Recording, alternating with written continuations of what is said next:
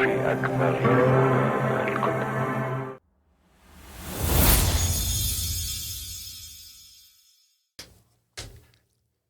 What up, though? It's your boy Joe De Niro. And that's your boy Cashew Stupid. What up, though? And welcome to Mike Checkin. This is our second installment. We told you we'd be back. We back. What it do? What it do? Hey, so we left y'all with a question at the end of the last episode. And the question was, We wanted to know if y'all knew what was the first hip-hop song that was recorded. And we got a couple comments. We sure did. yeah. I think we got one that got it right. You know what I'm saying? So you know who I'm talking about. But if many of you guessed, like I guessed prior to doing the research, and that was probably like 2 weeks ago, I thought it was the Sugar Hill Gang. I thought it was the Sugar Hill Gang, too. And the reason for this show, like we always say, is part of the 5 elements, knowledge. So we got to keep it real. No doubt. It wasn't the first hip-hop song. It was not the first hip-hop song. In fact, in doing the research, I learned a lot about the Sugar Hill Gang, some of which I already knew. I already knew that they were not from New York. I also already knew that none of them were rappers prior to the album. But I learned a whole lot of shit that I didn't know. Oh, yeah. You know what I'm saying? Sugar Hill Gang released the first, like, corporate version, commercially released hip hop album. There we go. Now there was an underground album that came out 6 months prior. 6 months. They just didn't have the. I don't want to say they didn't have the money to push it like how Sugar Hill Records had the money to push it, but it just wasn't as known as Sugar Hill Records. I don't think it was about money because the group. What's the name of the group? The group is called the Fatback Band. Yeah, they've been known. So they've been known, and they already had songs that we are familiar with. But I think that hip hop part, because in the beginning it was just come and go. It was a fad. It was not something that wasn't going to last. They didn't put anything behind it. Right. You think that's about it? Yeah, because I mean, wasn't nobody really rapping. There was a couple of people, they heard of you. You just hear it of people rapping because, like we said before, the DJs, the rapper, the MC's job, not the rapper, it was the MC. The MC's job was to hype the DJ up and to tell you. Or the musician. In this era, in the case of Fatback. Exactly. King Tim. Yeah, King Tim. So he all he was supposed to do was just hype the band up, was to tell the band. He wasn't really supposed to do rap. He said his name a couple times. He go through it, that old school hype the crowd up. Yeah. That old school flavor of basic rhyme schemes and patterns like that. But that was the first hip hop song on an album. Yep. But it was on the B side. Exactly, because they wasn't for sure. They said, Bill Fatback Curtis, the guy who started Fatback, they say that they was getting ready to make an album, him and his homeboy, and he say, well, what we gonna do this time? We don't really know. And they said, man, let's do a rap. They said, man, we can't even barely talk. Like, you know what I'm saying? How we gonna do a rap? And he said, that's no, right. My nephew, he can rap. They said, man, get him up here, man. And it was like that. Mm-hmm. It's funny. It's funny how when you are researching hip hop, you hear how simple it is. Yeah. It's like you in the right place at the right time. You got an opportunity. You got your foot in the door. Man. You know what I'm saying? And it's like that a lot. It's a lot like that today. Yeah. Big Sean. I think about him, how he got on. You know what I'm saying? At the radio station. We're going up there all the time anyway. Say, Kanye gonna be up there? I'm up there. So somebody say, all right, my nephew, was his nephew? Yeah, my nephew can rap. Mm-hmm. And that was the first rap album. Go get him real quick. While we're in the studio, go get him. Mm-hmm. So you hear a lot of the same phrases, and I think of the line where they sample, I'm a biter, not a writer, when they talk about Jay-Z, because technically, Sugar Hill Gang, jacked the whole thing. They jacked the whole. They even jacked some of King Tim's lines, and as I was listening to the song, I'm like, oh, that's what he said. Yeah. Oh, he said that. Yeah. He said that. But because we hadn't heard King Tim yet, he was able to say it real quick on some stuff that he knew was gonna be, but everywhere in the world when King Tim was gonna be found out about later. No doubt.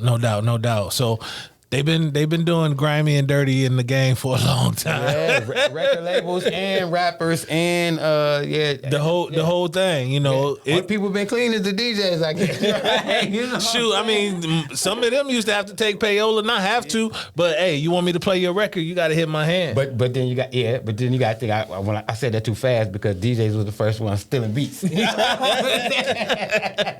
were taking the R&B. Yeah. Yeah.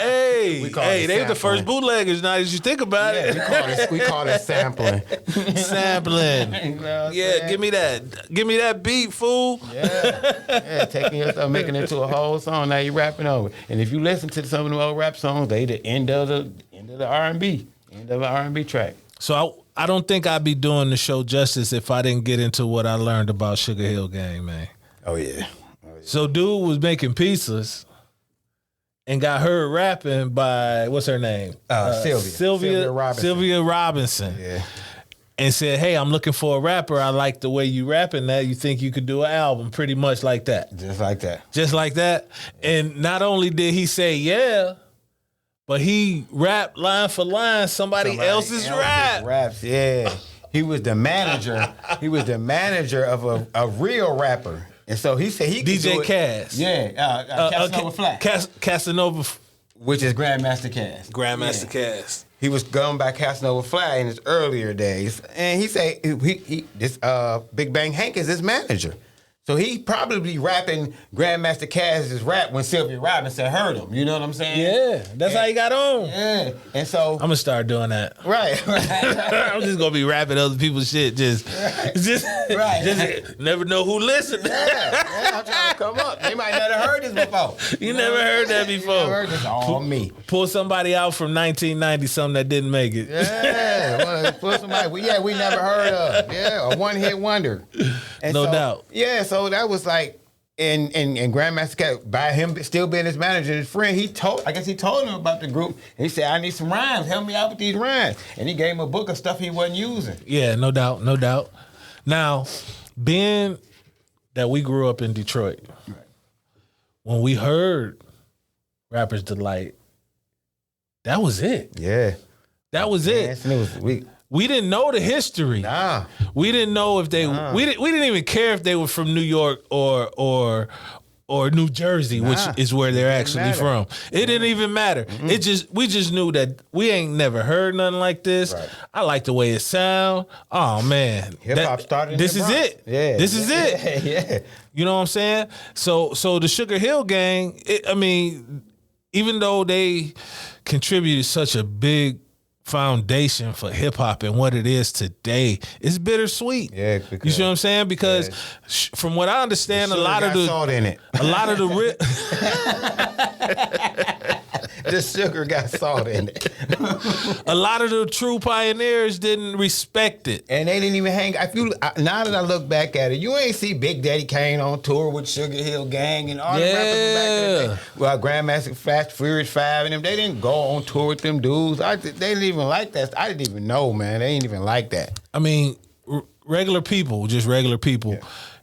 You don't really fuck with people that don't do what you do, and then when you see somebody just come and the shit just fall in their lap, and you've been grinding and you just walked in like the boss's son just walk in. I own a company now. Right. You're like, man, you don't even know what the hell you're doing. Right. So that right there is the bitter. You know what I'm saying? But the sweet part is because if it wasn't for Sylvia, this thing of ours might have been much smaller than it is. I'm not going to say it wouldn't have existed. Right. I'm just saying it probably would have been a lot smaller than it was. You know that's the truth because King Tim didn't go on to make a bunch of albums. Yeah, no doubt. Songs, no doubt. Fatback Band was the ones that made all the good songs. Now Sugar Hill did try to come back. Yeah. In the 90s. They did. You know what I'm saying? Yeah. Wait a minute, I pulled it up. Don't even lie. I ain't gonna quote wrong. I ain't gonna quote wrong. I thought you talking about AZ when he said, "Oh Sugar Hill." I said, yeah, the same shit. Harlem Sugar Hill. I know what he was talking about. I know where he was at with it, but he wasn't talking about them dudes. Nah, but they tried to come back in like 1994 and do an album. The Kids had owned the label. Yeah. Okay, I do remember that. But nobody. what kind of love you think they're gonna get? And you know what I'm saying? they still owe Big Bang Hank some money. You just can't come back when you still owe rappers some money. You know? Even though it wasn't his rhyme, they still owe him. Speaking of money, a lot of those that was signed to Sugar Hill Records, they just recently got their royalties back. Yeah, because it's so 40 so years. it was like what? Yeah, 40 years. Yeah, that's crazy. Like 40 acres and a mule. bro. Like, Bro. man, I rap these songs. My kids don't even know how, you know what I'm saying? I don't know. It just made me envision Eddie Murphy and Martin Lawrence in life. Like, I've been waiting on you to pay me. Yeah. Like, you done owe me 40 years. Man, he said, you know, them best sweet words you ever said to me. 40 years of bliss for silence. 40 years, yo, wait for your bread? Man, let me tell you something, man. I hope it was interest. I hope their kids is good, because while we saying they pioneers of rap and all this, I just hope their kids are taken care of as such, you know what I'm saying? Because it's hard to be able to tell your son or your grandson or your grandkids, I helped create rap and you ain't got nothing to show for it. I literally laid the foundation. Yeah, I was on the forefront, the cusp of it. This is me right here, look at me. Yeah. I mean, got to look at the kids today. They looking at Grandpa, come on, man. I'm the forefront of rap. You know what I'm saying? That's what's up. I started this, you know what I mean? A lot of people didn't know. Like, I listen to, I'm a basketball head, but like Grant Hill said his kids was like, damn, Dad, that was you? Or Gilbert Arenas said his son didn't even know he was a hooper. Wow. Wow. He said he saw somebody with his jersey on and he was like, why you got my name on the back of your jersey? Wow. He was like, this Gilbert Arenas. He's like, that's my dad. I'm like, get the hell out of here. Crazy. You know what I'm saying? I can understand that for Lil Kim's daughter. You know what I'm saying? I can understand that for Lil Kim's daughter. You know No doubt. But yeah, so I wanted to say a couple of things about, because we said King Tim didn't really have no hits, but the Fatback Band, you remember the song Looking for that good stuff. Tighten up on your. That was the Fatback Band. Tighten up on your backstroke. Tighten up on your backstroke. That was the Fatback Band. So that lets you know how they did have some hits. They did have some good songs. Matter of fact, if you play San Andreas, go to Bounce FM right now. They got a song on Bounce FM on the game San Andreas right now. The Fatback Band got a song called the Yum Yum song. Go ahead and do your drive-by on San Andreas Grand Theft Auto and turn on Bounce FM. You can hear the Fatback Band. Bill Curtis, man, from New York in the 70s. It started in the 70s.